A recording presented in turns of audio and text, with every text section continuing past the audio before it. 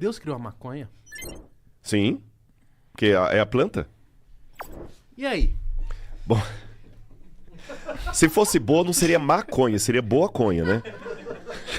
Mas tem gente que Tem é gente que boa chama- conha. Tem gente que leva na boa Olha, conha. veja bem, eu vou dar um exemplo do museu. Tem um jarrinho lá, que ele é um formato assim, e ele parece a flor da papoula. E a gente sabe, arqueologicamente falando, que eles colocavam, na base dele, eles viravam e acendiam também incensos alucinógenos ali. Encontraram também num altar meio israelense, meio judeu, meio pagão, de Tel Arad, restos de maconha no altar. Ah, então... Mas eram os caras que estavam desviados do Templo de Jerusalém. Entendi. E uma das coisas que o profeta sempre critica na Bíblia são os profetas dopados que falam em nome de Hashem, em nome do Senhor. E Jeremias fala demais, os profetas que ficam cambaleando na rua, dopado, oferecendo profecias, vocês acreditando. E o cara, quando viaja, Mas e se a pessoa viaja em casa? E, tipo assim, vai pregar sóbrio? tá, eu vou te falar qual que é o problema. Você sabe que a nossa mente, ela tem vários compartimentos. É muito bem montado o negócio. Não, toda vez que fala de corpo humano, eu falo assim, é Deus. É Deus. Por exemplo, quando você está comendo, tem uma parte do cérebro que está sendo ativada. Quando você está transando, tem uma outra parte do cérebro que está sendo ativada. Quando você está vendo uma cena de violência, tem outra parte que está sendo ativada. Quando você está vendo uma cena de nostalgia, é outra parte. E assim por diante. E os caras mapeiam tudo com fotografias de pósitrons e tudo. E tem uma parte aqui assim, no lobo frontal, que só é ativada por dois tipos de experiências. Experiências religiosas, místicas, religiosas, ou efeito alucinógeno de droga. Interessante que a droga, ela consegue afetar o mesmo ponto do cérebro que o Espírito Santo toca para falar com você. Não é um atalho do que você tá falando? aham. Pode ser um atalho? Pode ser um atalho, só que interessante. Quando a pessoa está sob efeito de droga, dificilmente você vê alguém... eu não vou falar só da maconha, não. Não, Vamos claro. falar bebida alcoólica, qualquer uma. A É que eu tava pessoa... falando da natural. assim. É, da natural. Mas vamos pegar a própria maconha.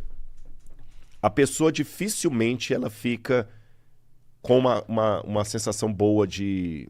Vou explicar o boa, que eu sei que ela vai ficar boa demais. Vou falar boa em que sentido? Eu nunca vi uma pessoa que tá com maconha, com efeito da maconha, chapado, falar assim, cara, eu agora vou distribuir cestas básicas. Não. Normalmente, pode me corrigir se eu tô falando bobagem. Eu preciso te apresentar uns amigos. Normalmente, a pessoa chapada, ela vai ter 3 comportamentos. Letra A, ela não vai aparentar mais estar chapado, porque ela tá... Tanto que a Já tá dose tem que ser acostumada. muito mais forte para ela demonstrar chapadice. Ou ela vai ficar violenta, ou ela vai ficar idiota. Violência com a maconha não existe. É. Com certeza. Ou vai ficar idiota. Meio Vai assim. ficar querendo ficar deitado. Você tá entendendo? Agora veja bem, qual a vantagem disso pro meu corpo? Eu só vejo uma vantagem para as drogas. Se a realidade é tão dura que por não conseguir enfrentá-la eu preciso estar dopado. Porque o Albert Camus falava que a lucidez dói. Pra caralho. Agora, se eu tenho Deus, se eu tenho esperança, se eu tenho a certeza que Deus está conduzindo tudo e que vai estar comigo na provação, a realidade ela pode doer, mas ela não me abate, porque eu tenho o Espírito Santo. E existe até um livro que estava explicando, até sugiro, não estou mexendo em fazer isso, da dopamina. Sugiro, não estou mexendo em fazer isso, da dopamina. A Molécula do Desejo. Acabei de ler esse livro agora. E tem geração dopamina. E eles falam do problema das drogas, até a maconha, que tem uma luta pela legalização, do efeito que aquilo causa na sua dopamina a longo prazo. E é terrível. Não, com certeza. Esse lance de dar dopamina, hoje a gente vê... Tô nem falando de droga, tá com o celular na mão... Tá... Exatamente. E a droga potencializa isso. Então, assim, eu tenho 2 razões porque eu não apoio, eu respeito quem fuma a maconha. Lembra aquilo que eu falei da diferença da pessoa? Sim. Um dos primeiros podcasts que eu participei, o apresentador tava fumando maconha o tempo todo. Eu fiquei todo cheio de cheiro de maconha. Eu e Laura fomos pra um hotel, os dois cheios de maconha. Até foi uma coisa engraçada, porque no outro dia no hotel, a Laura não quis tomar café. Não. O porteiro do hotel falou assim: É, não Você foi, tá onde, não. Rodrigo? Eu fui lá e a família me conheceu, eu veio tirar foto. E aquele dia tava um frio em São Paulo. Pode contar esse BO, né, meu bem? Você não vai brincar comigo, não. Tava um frio em São Paulo. E a gente saiu do podcast e fomos pro hotel. Gente, nem na lua de mel a gente dormiu tão agarradinho. E a gente não tomou banho, porque tava muito frio. Muito frio. O hotel era simples, a água já nos dava muito. Aí no outro dia eu quis tomar meu café da manhã.